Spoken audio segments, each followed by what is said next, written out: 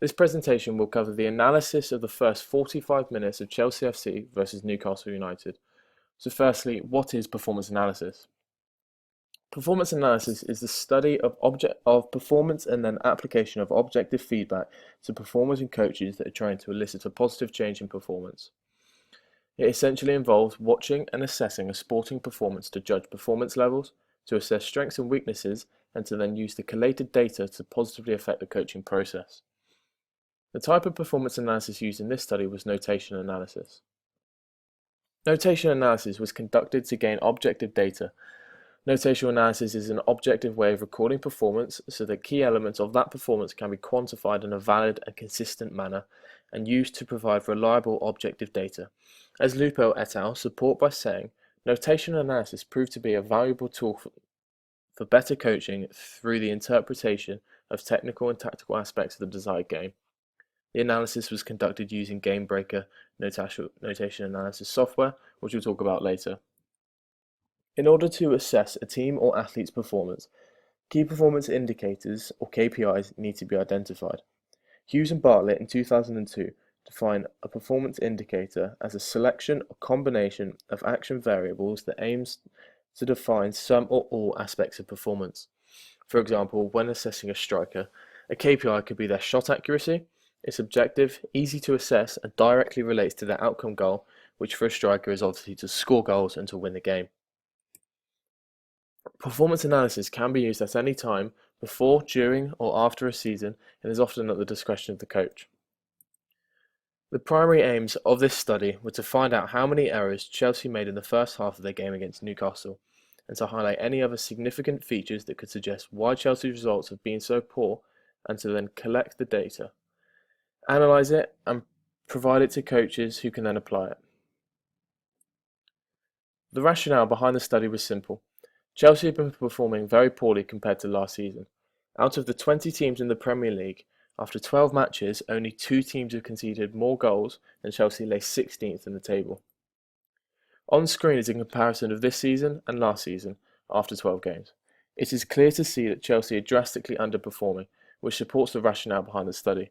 You can see that Chelsea are underperforming compared to last season in every single aspect of their performance.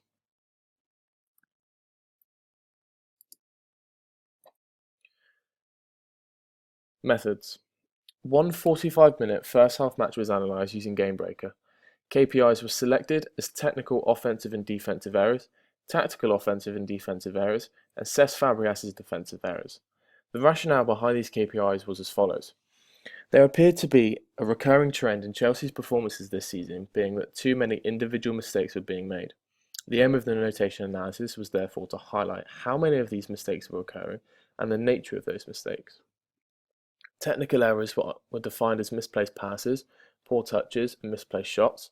Tactical errors were defined as using the tactic theoretical framework as defined by Hopper and Bell in 1999, which states where the player should be in relation to the ball, when to make decisions within the game, and force applied on a scenario to achieve the player's outcome goal. In order to increase reliability, intra-observer reliability was used, with the analysis being done 1 week apart to eliminate any possibility of experimental bias. The hypothesis was simply that there would be significantly more technical errors than tactical errors during the first half. So moving on to Game Breaker. Game Breaker notation and analysis system was used to identify the key performance indicators. A code window is set up, as you can see here, with code buttons being set as clear, identifiable pictures that related to their KPI in order to reduce the likelihood of clicking the wrong button when an error was spotted. As you can see here, Cesc Fabregas has got an image of him for the code button for his errors. Then you've then got a defensive section of the pitch for tactical defensive errors and an offensive section of the pitch for tactical offensive errors. So reliability. Intra-observer reliability was conducted. The analysis of the footage was conducted twice, with the second analysis coming 1 week after the first to reduce the possibility of experimental bias. Mean reliability was found to be 78.8%. Results. The results showed that 35 technical errors were made by Chelsea during the first 45 minutes of the game. 16 tactical errors were made, and out of the 27 defensive errors made, Cesc Fabregas was responsible for 10 of those. So to put that into percentages, the technical errors are split up similarly into defensive and offensive sections of the pitch, whereas tactical errors were split quite heavily towards defensive errors. 69% of tactical errors were made defensively, which could explain why Chelsea were 1-0 down at the end of the first half. Following on from that chart, here shows the lack of defensive capabilities of Cesc Fabregas. Chelsea made 27 defensive errors during the first half, Fabregas making 10 of those. To put this simply, Fabregas accounts for 9% of the Chelsea players on the pitch, but accounted for 37% of their defensive errors by the team. Perturbations. Perturbations occur when either a poorly executed skill or touch of excellence forces a disturbance in the stability of the game. There were no significant perturbations found during the first half. The game flowed smoothly throughout with lots of end-to-end football.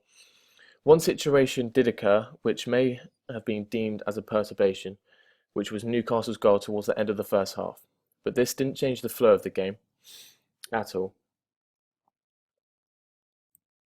Shown here is evidence of Cesc Fabregas' lack of defensive awareness. As you can see in phase 1, you've got Cesc Fabregas and a Newcastle attacker highlighted. The Newcastle attacker has managed to get goal side of the Chelsea midfielder and is running towards goal without the ball.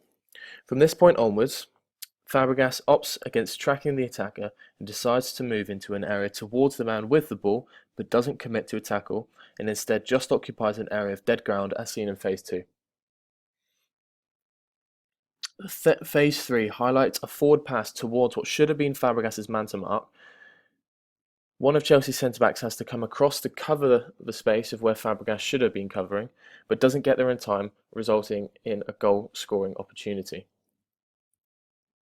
So to conclude, it can be said that Chelsea made more technical mistakes than tactical, suggesting that their poor form may be down to a lack of concentration, confidence, or desire for the team, rather than any significant coaching flaws. It is also notable that Cesc Fabregas is defensively inept. With this in mind, in order to influence the coaching process, the following suggestions would be made. Either provide adequate defensive training for Cesc Fabregas, or stop playing him in a defensive midfield position and move him up the pitch. As for the rest of the team, aim to work on their confidence and concentration on the ball, as there were too many misplaced passes and miscontrolled touches. This could simply be done by setting up small coaching drills within training, which would include one-touch passing drills to eliminate these technical errors. Thank you for listening.